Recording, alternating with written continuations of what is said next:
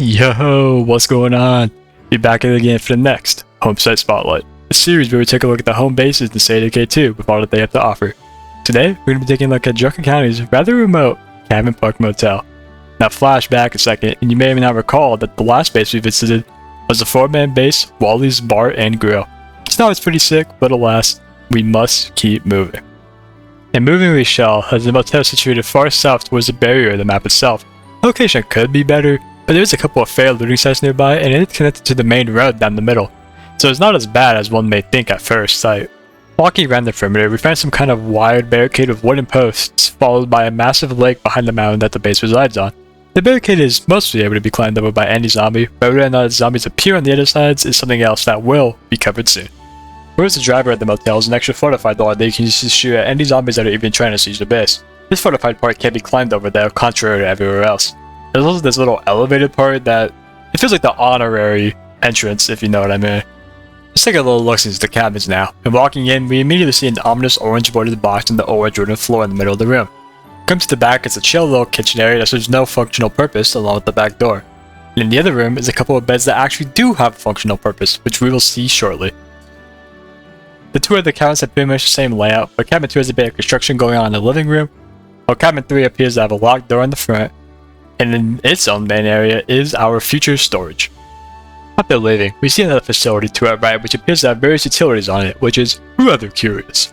Pressing forward, we see the outside dining area on our way to the back door of the main building. Going inside, we see chairs and about in a somewhat organized fashion to make up the inside dining room, followed by a cozy lounge as a quote-unquote first impression to the motel.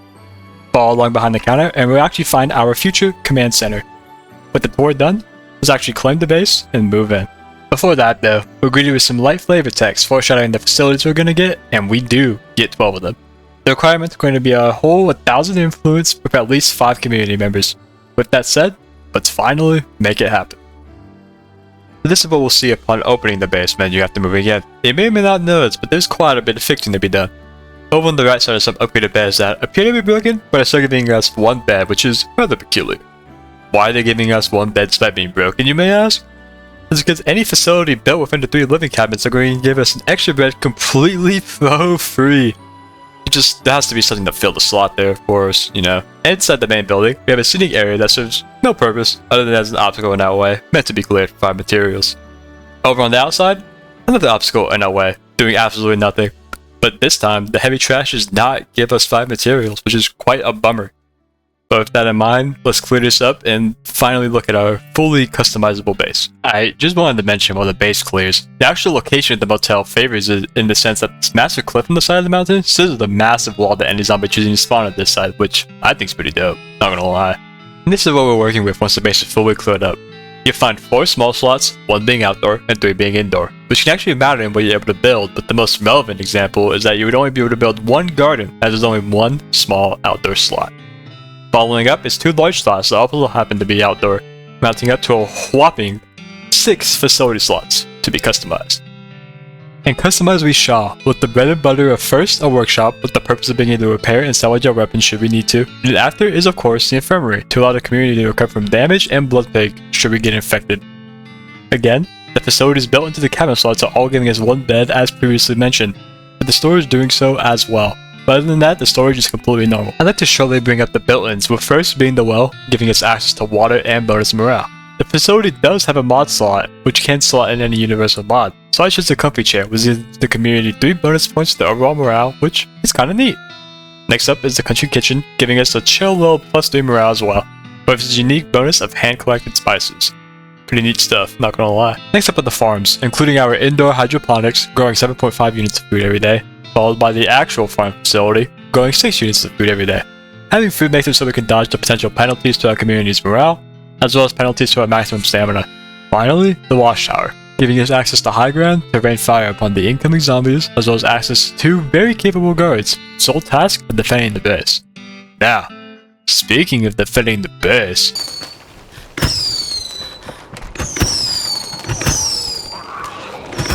we got a barrel problem nearby.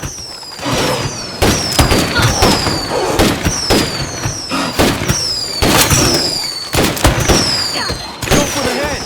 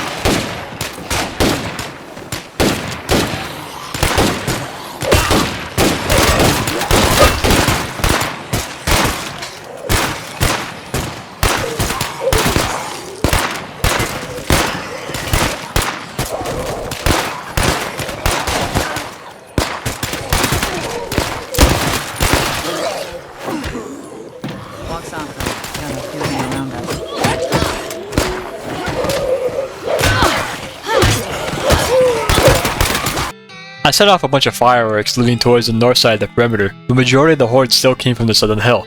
The climbable walls actually favor us to an extent, since the zombies end up wasting so much time climbing over and then tripping up on the ground. None of the Stellies even use the front door either. Plus, the NPCs being able to shoot the gate is also kinda hype, I must say.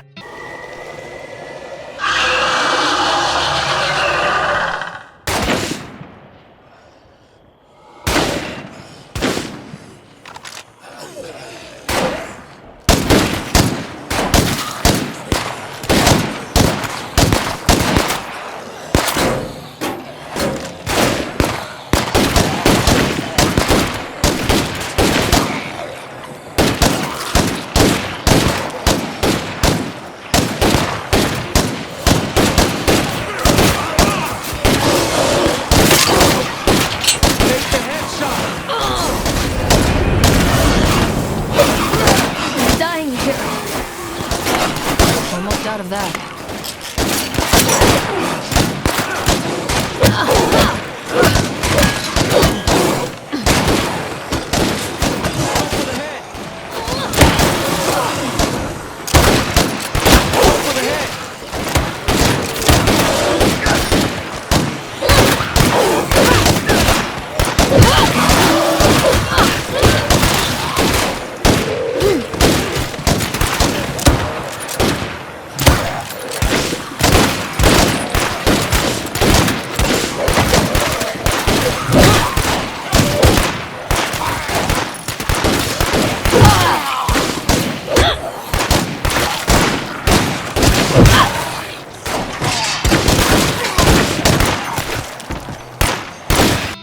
Defending from the western side was a bit different, aside from almost dying of course.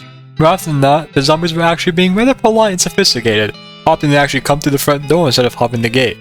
Overall, the base is so open it makes fighting with allies easier, as allies have more sightlines to shoot at, but we're able to avoid being cheeses often. Big plus. While recording, I got the radio silence curveball which put me on a side quest to repair the radio tower, but as you can see here it's actually just on the opposite side of the map, so I mean that's just the location gap of the base going into full fruition. So what do I think of the Cabin Park Motel? I'm not very picky on the bases themselves, but this is for sure one of the cases where there are just better options. Moving into a 5-man base in general is already a bit awkward in Drucker County, as the previously covered 4-man base, Wally's Bar and Grill, is probably already one of the top 10 bases in the game due to its location and facility options. Not to mention, if you have the 5 community members required to move into the motel, you're likely just better off holding out until you can move into the higher 6 or 8-man bases in the region. With that said, I would only realistically move in here just for the fun of it and the overall feel. The Cabin Park Motel is another one of those bases that just feels rather cozy to be in, I'm not gonna lie. Plus, there's so much space here to move around, and I like being able to move around. The built-in facilities are debatably useful. In this run, I have the builder amenities boon, which means that I'm not benefiting as much from the old well slot as I should. I also happen to not have a community member with the ability to cook, making the kitchen a lot less impactful as I can't prepare any feasts to boost my community's morale or their stamina. If you have the capabilities of cooking or the need for water, however, I can definitely understand how neat the built-ins may be. Overall though, I do not see myself choosing Drucker County's Cabin Park Motel as my home base. And I suppose that's it. I appreciate you for watching as per usual, and I hope you learned a thing or two about the base. Next up on the list is the other 5-man base being the Wheelhouse Truck Stop. After that, it's the 6-man bases, and the offer is still on the table. Would you like to see either Mike's Concrete first, or the Knight's Family Drive-In perhaps? Should the offer not be taken, I'll do a coin flip at the end of the next video to choose. With that said, I hope you have a brilliant rest of your day. Goodbye!